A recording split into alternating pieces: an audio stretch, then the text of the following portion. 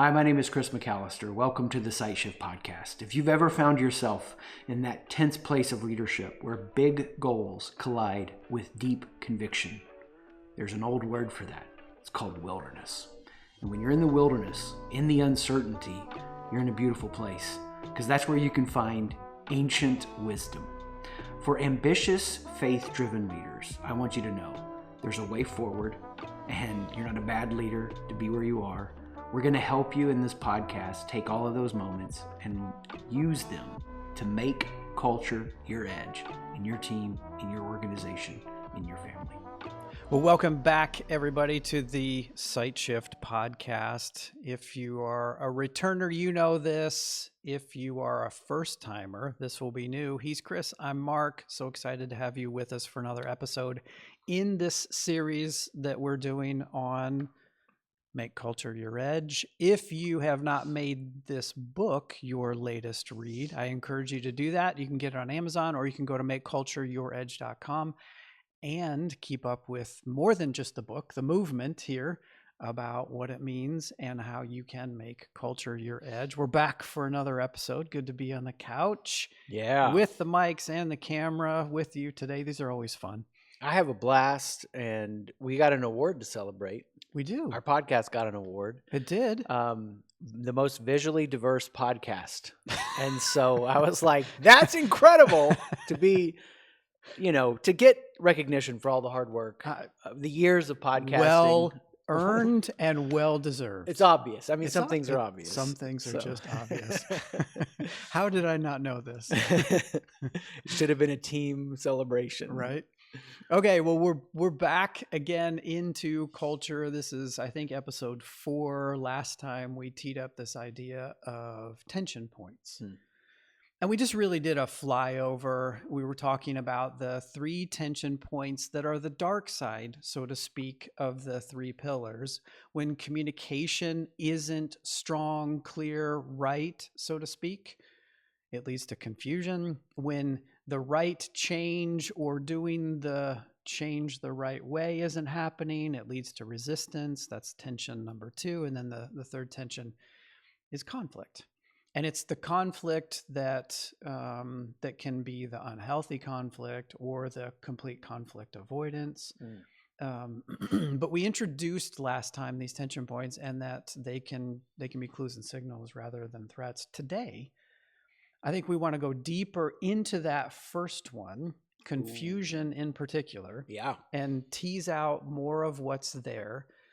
And then get into probably the 3 risk factors. We'll double click on confusion specifically and get deeper into 3 different risk factors specifically that you can be paying attention to when confusion is not a threat, when it's a clue and signal for where the culture needs some more work to dial in the communication and do it in a better, clear, more inspiring way. Any opening thoughts that you would have as we kind of kick off and tee up confusion? Yeah, I mean, it's super fun to use this, and we'll get into like the positive side of it in a later series as we go through the book. What does it look like to do communication right? So for this moment, this episode, we're in confusion, but I want to show you how quick and easy it is for it to happen. I had not planned on that comment about the award, and it happened real time, and I said it. But what a perfect example of confusion. Here's what I mean. Some of you could have thought I meant because we both have navy blue on. We have the same shirts, basically, same colorings. Now, you also may have thought, who are these bald, beautiful men, right? That was my first thought. How could it not be? But like, what's happening in communication that's so often not really appreciated is that massive gap, and we'll get into this, but this massive gap between what I am saying, how I want it to be understood, what I actually mean, what you hear. I mean, it's not like, I think for so many leaders, they're like, but I said it. Yeah, but how did you say it? When did you say it? What did they hear? I mean, So, as we jump in, it's always happening. Yeah, that's a great example. Truth be told, I was thinking both the blue shirts and our current hairstyle. But what a great example. Yeah, it's all the time. Yeah, and when there is confusion and it's not a threat, you said this last time. It's simply the culture, the relationship, the environment serving up what needs some attention from you, the leader.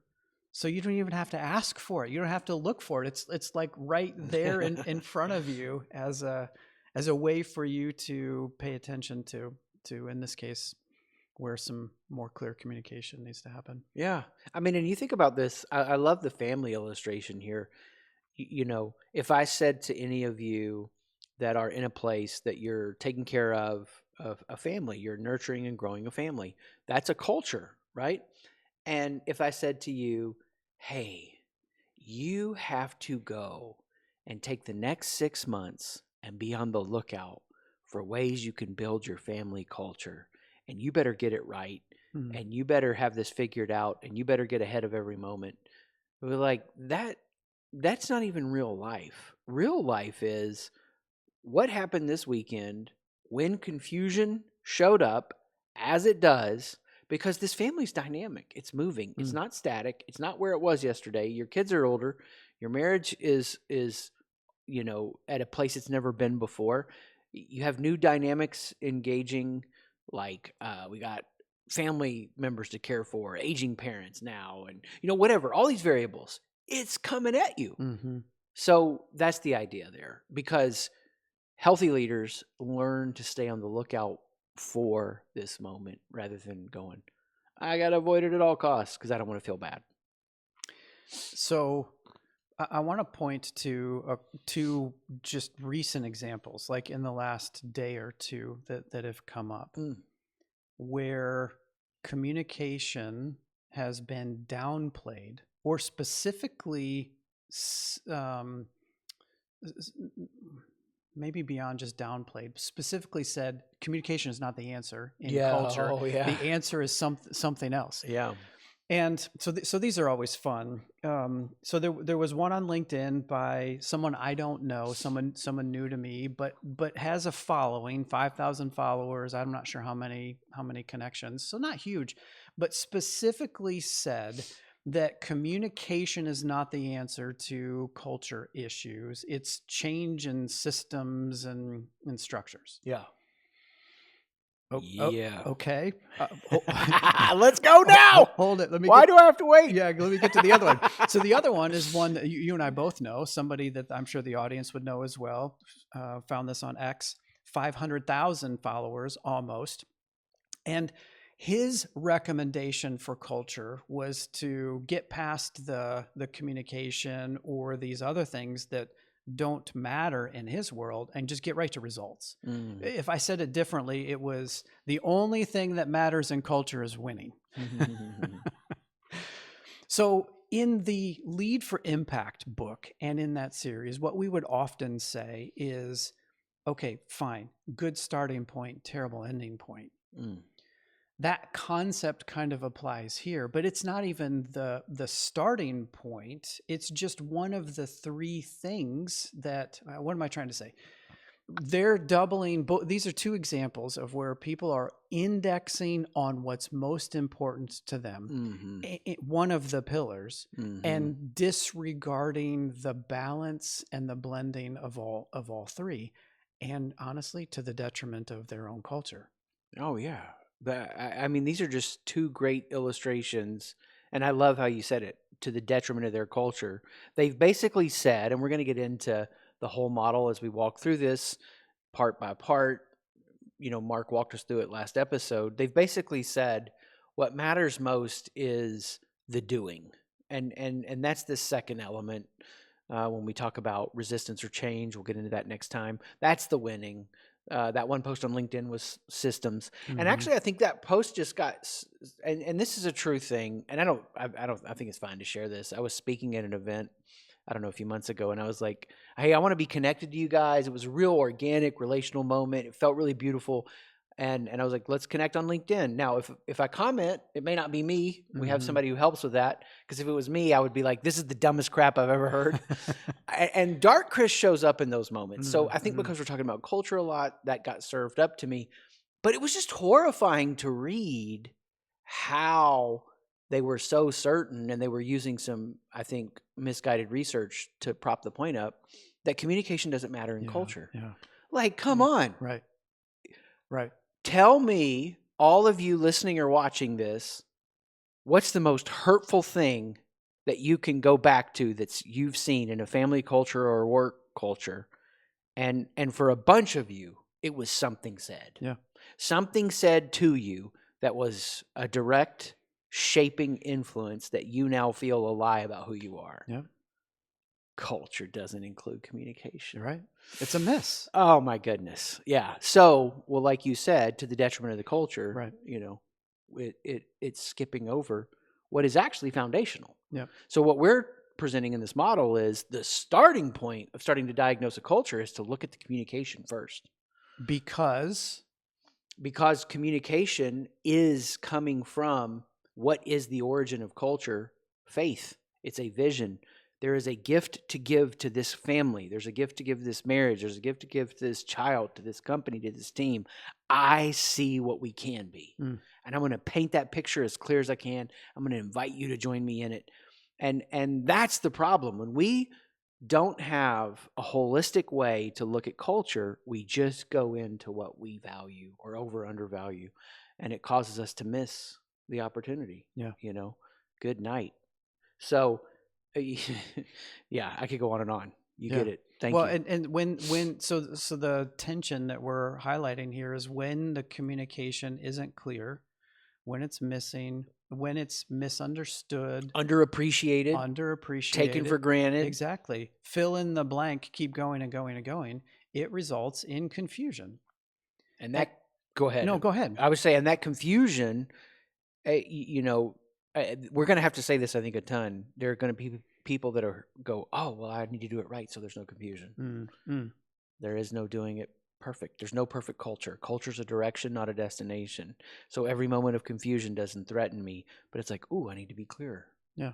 I need to be clear. Instead of doing it right, although we use right in the in the culture model, instead of thinking like, I got to get it right, maybe this is a better way to think of it. Do it again and do it better. Yeah. And do it again and do it better. And do it again and do it better. Yeah. That's awesome. I mean, I think about how much I try to articulate what I'm seeing in my head in any domain, and how imperfect my words are, how so often they fall short, how sometimes I can feel a vision before I can articulate it. You know, sometimes I can just hear that thing working before I can really paint that picture. And that's your job as a leader. Your job as a leader is to sit with that moment and serve up the best meal you can. It doesn't have to be perfect, but cook it better next time. Yeah. You know, I mean, I had a friend I was talking to at the gym. This is crazy. And he was grilling for the first time on a propane tank, and he'd done charcoal a ton. He's like, I'm scared to do it. I almost blew myself up. That's going to sound obvious to us, so I'm not making fun of him. But I've been there. Well, so I was like, well, walk me through what you did. He's like, well, I turned it on, and I went inside for a minute, and I came back out and lit it, and it like burned up my arm. And I was like, dude, that's the thing. Yeah. Like you light it right after you've opened that gas up. And the idea is just this. It takes time for him to learn how to do that, how to grill right. If he serves up raw chicken, like completely raw chicken, you didn't even try. If it's raw in the middle, hey, go throw it back up on the grill. It's okay. It's not the end of the world. Will it be as juicy because you're having to cook it twice? No, it won't be. But you're eventually going to get to the point that you know how to serve up that perfectly grilled, juicy chicken steak, whatever your meat of choice. And what we're doing as leaders is, because we're not valuing the communication event and we're not valuing our words. I mean, leaders shape environments by the stories they tell, what they celebrate, what they reward, what's discipline, all those things, what gets their attention. That's the meal you're serving. And you need to be serving that meal at the highest level. And when they don't love it, don't take it personal. Mm. Because they may have some spices that they're going to bring to bear that need to go in that dish that you're going to go, you know what? So this isn't going to surprise you, but I think you'll think it's funny. Mark knows this about me, the yin to the yang here in our organization, right? Number one, number two, this relationship's so key. We can't live in a world as an organization that is like in my head, which is constantly a fluid-free association of connections. So imagine the horrible things I do in the kitchen with food and flavors. And I'm all the time like, Chris, you can't do that. That's not no, gross. That's not how I intended this meal to be eaten. Mm-hmm. And so I'll ask and I'll make fun of it. I'll be like, can I put this with this? Now, sometimes Breakthrough. they're like, Right. Dad, that was actually a good idea. Right. Right? Yeah. But I can't be threatened. And the threat that we feel keeps us from, I love how you said it, do it again, do it better. Yeah. Yeah, that's it. Yeah, that's great. Yeah. We could we could keep going and going and going on confusion. But I think it's probably just worth reminding that the confusion isn't a threat. Yeah. It's an opportunity. Yeah. To do it again. Yeah. And to continue to do it better. Do you want to double click into the? Let's do it. Yeah. This is how we're going to help them get better. Exactly. And there's insight and some good, juicy, fully cooked, and ready to eat chicken here in the insight. And when we drill into the risk factors. So what we would say is that inside of each of the 3 pillars or inside of each of the 3 tension points, when you double click, there's 3 different risk factors associated with each tension point.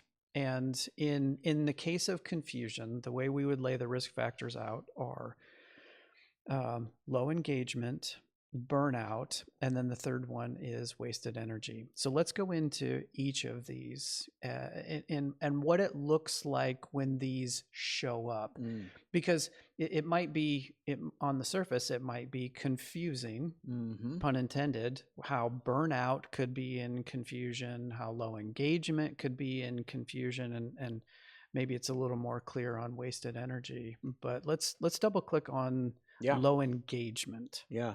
So when you hear this, I think the tendency is to, first off, hear it from the filter that is absolutely incorrect in modern corporate work environments, that engagement should always be up and to the right.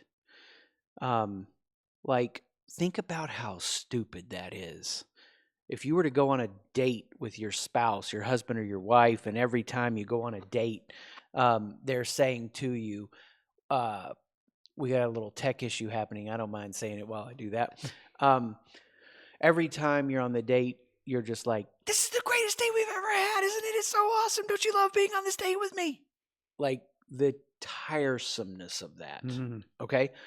And I want to make fun of this. I know it sounds like insane and cartoonish, but I am telling you, the way companies think about measuring engagement is exactly like this. Like, oh no, our engagement scores are down.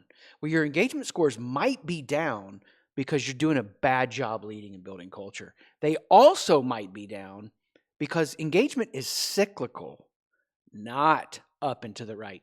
You might not be actually articulating the problem. You might not be speaking to the organization in a healthy way. You may just be bringing hype about the future. Now, before you feel beat up about that, a lot of the leaders who mess this risk factor up the most, they're actually gifted at seeing the future. Yeah. They're gifted at building excitement. Yeah. They're gifted at going, oh my gosh, we might be sinking in quicksand right now, but look at that beautiful spot over there. That's where we're headed. Well, the problem with that leadership style is just this. You have to bring that energy. You have to have that future. You have to see it clearly, but you also have to go, I know the quicksand sucks. It's real. Yep. It's happening. We're getting swallowed up in it. That engagement, the term itself, I'm engaged to the problem, even though the solution isn't real yet. And so what a lot of leaders that hurt themselves the most in this tension point of confusion is in this risk factor of low engagement, because it's just too painful to acknowledge or admit the pain. They think if they're honest about the pain, they're going to be trapped in it forever. So rush through it. Yep. Hype up the positive, the future, the optimist. or the optimism, and we'll get there, we'll get through this, let's go, let's rally, and all of that can be beneficial and helpful for sure. It's needed. That's the light side or the superpower of this, but it's only a superpower when you're willing to stand in the midst of the problem, to slow down, to pump the brakes, to understand what's going on. Yes. So that you can add more clarity in the Yes. confusion to distinguish what's happening, and then what needs to be done in order to move past it or to move through it. The antidote, if you will, is to really just slow down and understand the problem rather than pretend it doesn't exist and try to rush past it. Yeah. I mean, and if you need help on this, it's just admit the thing that you're most embarrassed about in the organization. Like if you can just say that thing out loud and it loses power over you, you're actually going to engage them more, because here's the problem, here's the solution, help make it better. Jump in with me. Let's get going on this. If you're just trying to hype them continually into this Pollyanna state, then you're missing the way that people engage, which is actually what that LinkedIn post was talking about. It was like, it was a deconstruction on glossy corporate hype speak doesn't matter. So then they're saying communication doesn't matter in building culture, which is the wrong conclusion to come to. It's just wrong communication. Exactly. Yeah. Yeah. It's like, and I'm laughing because it feels so obvious, but I think this is why, full stop. Insecure leaders ruin the world. They ruin their culture because they lead for validation. This is why we're passionate about this work, because that leader who is running to excitement, we are getting his strength or her strength, but we are not getting the fullness of what they could bring, because that strength's becoming a weakness in their insecurity. And to not work on that has an outsized impact on the culture. Yeah. Because 3% of the time when you're most insecure, this is when you're going to screw up the things that matter most. And when everybody around you is seeing the problem, understanding the problem, and you're trying to rush past it, confusion ensues. And in the confusion, there's a lower engagement level. Yeah. Right on. Okay. Risk factor number 2. Woo. Burnout. Yeah. So connect the dots, because I'm sure some watching, listening like me are like, okay, how do you go from burnout? How do you connect confusion and burnout? Yeah. And what's interesting for me is, for the confusion ones, I mean, I speak and talk and, make words for a living as a leader, and a lot of leaders are doing that. So I have a lot of these in my data, but, this one was the preeminent one for a long time. So what happens is, when you have this wiring that's very achievement oriented, and the winning just feels so good. It just feels so good. It's like, I'm not out here to, somebody the other day I was talking to about pickleball, they're like, oh, it's so fun. You get to chat while you play. I'm like, who freaking cares about chatting while you play? We're here to win, And so I have that in me. And here's what happens. That kind of wiring, enough is never enough when they're insecure. Yeah. And so they push so hard. They don't know how to blow off steam. They don't know how to let their foot off the gas. It's rhythms of celebration. It's using communication to have fun. Like, if you watch me as a parent, I struggle some. I hide some. Of course, I prove some. But most of the time, I am trying to give the biggest opened up expression of love that is appropriate to what they want. So I'm not love bombing them for my affirmation. And I'm holding them to that very high standard. And I know you do the same. When I'm insecure, though, it's all about, you could push yourself harder. You could go harder. You could push yourself harder. And so what occurs then is the communication act burns people out, because you talk to people under your stress when you're most insecure, how you talk to yourself. So, you piece of crap, can't you get more done in a day? What's your problem? I'm not going to go through all the stories that we tell in our events. And we tell some of them in the books. We'll kind of we're hitting new content here that we're not hitting anywhere else. But there's an analogy we give about driving a car that's really powerful here, about how you constantly run that thing to empty. And then you do that to your team. Yep. And so a person said to me years ago, Chris, you got the job done, but you burned me out doing it. Yep. This risk factor and the content in the book took me back to my corporate days and my exit. You've heard me tell some of that story. Some of you have heard me tell that story too. But maybe not this version or this portion of it. I was fried. I was completely gassed because the culture that I was working in was all about performance. And I got to the point where the work meant nothing to me. The performance meant nothing. The meaning was missing behind what we were doing. Yeah. And some of that is in my own insecurity, how I was processing the stress and the environment and not leading myself very well back then, for sure. I own that and have owned that. And now I'm here to be the Mark 2.0 version. But looking back on it, the culture was very performance driven. Yeah. And there was limited or no appreciation that was really felt. And it was hard to make meaning in the work that we were doing because the analogies that we were using as hamster wheel and treadmill and just running and but not getting anywhere.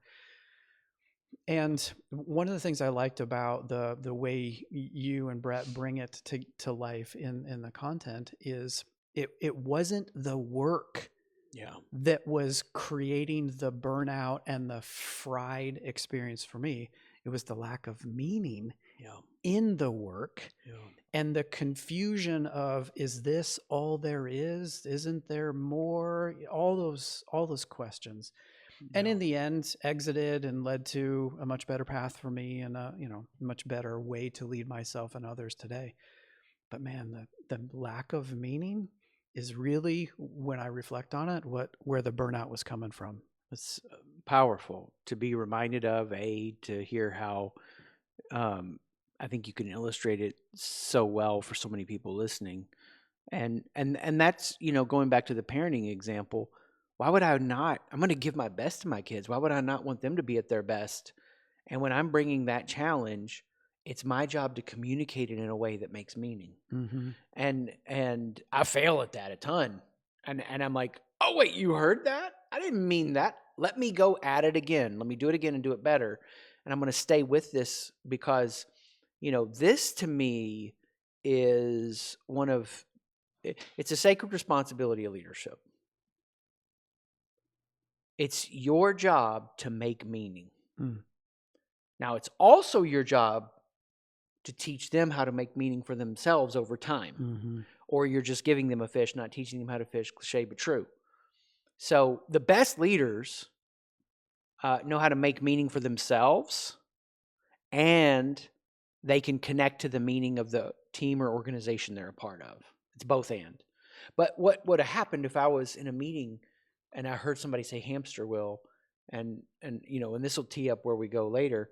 The phrase we're using is showing us why this burnout is occurring, because the meaning we're making is so vacuous and shallow and emptying, and it burns us out. Burns us out. And so you're referencing there a key point that they found in a lot of studies. We can't remove the hardship or the stress. That's what grows you. It's how you make meaning through it. It's not the quantity, it's the quality of meaning. Yeah. So the antidote to the first one, low engagement, is to slow down, accept, understand, get clear on the problem. The antidote to burnout is to really help to provide and help encourage some meaning making in the performance doing. So that's the second risk factor. The third risk factor we get into is wasted energy.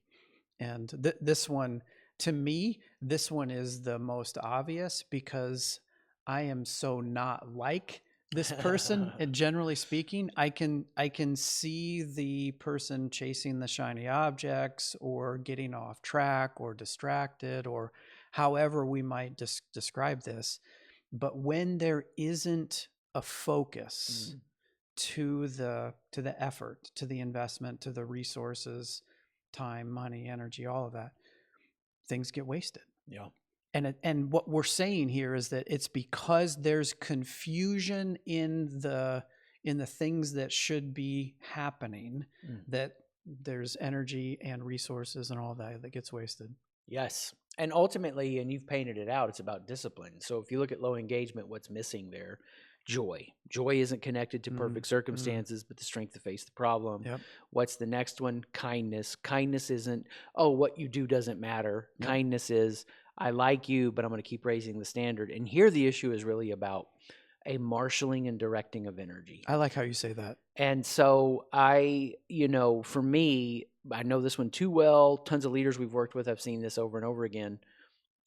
When they're in these insecure moments, they're constantly looking to not be misunderstood. The confusion moment in communication is such a threat to them because they want their intentions to be understood. They want their motives to be understood. They don't want to be maligned. Now, that's on like the negative end. On the positive end, they would ideally be fully seen, known, and heard. Mm-hmm. Like for me, because this shows up in my data, I can count on one hand. I mean, there's really only been a few times when I have felt as seen externally by somebody as I wanted to be seen internally. And what this leader doesn't know is they're so driven by that need that then they make up for a lack of clarity with just lots more context. Mm-hmm. And so they leave settings feeling comforted through the contextual expression. Everybody else is carrying a weight. Yeah. Like, what do we do with all of that? Was there action communicated in there? What are the next steps? I heard A, you heard B, she heard C. What do we do? And now we got wasted energy. Exactly. We're running in 17 directions. Exactly. And so when a leader sits down and is like, why did you go in that direction? I said this. Well, it was clear to you, but it wasn't clear to them. Exactly. So you got to own that. Yep. Yeah. Yep. So what's the antidote? Yeah. If we were to call it out that way, what's the antidote for this risk factor? Yeah. The antidote here is you have to let things play out in your head or give yourself space for whoever you have a relationship with to talk it through until you're at the point that you can say, here is the main thing. Now, even in our setting, I might be more, and with Mark, I might be more like free flowing and go, okay, I think I'm getting heavy into context here. Keep going, pull it back, whatever. And then there are times he'll say to me like, well, hey, if you need to keep going, keep going. Because that is a feature of this wiring. I can talk myself clear. Mm-hmm. I just need to know I'm in the right atmosphere and environment for that. And sometimes it might be in the leadership team, and sometimes it may be that I am just making that moment serve me. And so what this person, the antidote really has to be is like, how do I, going back to the chicken, serve this meal cooked and ready to go? Mm-hmm. I don't need to be live talking through the 17 different combinations of these ingredients. Mm-hmm. People are hungry. Most people don't want all the context. And that's kind of a surprise for these people to hear. Just tell me what to do. Yeah, it's like, and then in their minds, they're like, I'm failing as a leader if I just do that. Mm-hmm. Or there's something, hopefully they're not this, but sometimes this insecurity shows up. There's something wrong with you that you don't want it. Mm-hmm. No, most people don't have all of that happening in their head. That's an emotional trip they don't want to go on. They'd rather get on with their day. Yep. Which brings us back to the marshaling, the energy, the discipline, the focus, putting yourself through that constraint. Yeah. To be able to focus on what's needed from a communication standpoint, from a clarity standpoint, from a brevity or concise standpoint, and then giving that. And then where did we start the episode, or way back at the beginning of the episode? Recognizing when there's confusion. Oh, I need to be more concise. I need to be more clear. I need to pull back on the context. Or maybe there's somebody that needs a little more context. Yes. Connect the dots for me a little bit more so that I can make some meaning out of where we're going, what's behind this, how you got here. But it is, in this situation, the antidote we're saying is, put yourself through the process of getting to what seems clear and concise, and then checking in once it comes out of your mouth or it's typed out and sent. Was it clear enough? Or do I need to do it again and do it better? Yeah, and because yin attracts yang, oftentimes these people are married to communicators who, you know, you say it out to them and they go, I don't get it. You know, and I got a funny story about that helped SightShift get way better at the beginning. And what's really cool too is taking this journey with us, come back for the next episode, because as we look at the second pillar, that if you're in a business and you don't have the appropriate meeting and communication systems for your business, and you know, you got different levels of sophistication at different levels of the business, that's the constraint you need as a leader. We see some businesses on the smaller side that aren't appropriately putting these things in place, and then 2-hour meeting and you talked an hour and 20 minutes of it. Hypothetically speaking. Hypothetical. So it's a great segue to wrap this one up and tee up the next one, which is simply this. The communication, when done right, leads to the next pillar, which is the change. Yeah. Or the active energy around hope of, okay, this is what we need to go do in order to bring about the communication, the faith, the vision that's been communicated. So I have a small application point. Cool. Before I do that, good. any okay, yeah. So last time I think the application point was pay attention to where you're feeling a threat when you're seeing one of these tension points in play, and just get curious. This one I think is maybe a little more of a double click. When you are noticing confusion, go a little bit deeper. And is it around engagement where you need to slow down and understand the problem? Is it around burnout where you need to help your people and the organization find the meaning, to understand the meaning and what's happening? Or is it around this third one, wasted energy, where there just needs to be a little more clarity, a little more conciseness and brevity and specificness to the communication? In your noticing of confusion, what else are you noticing that might relate to one of these 3 risk factors: low engagement, burnout, or wasted energy?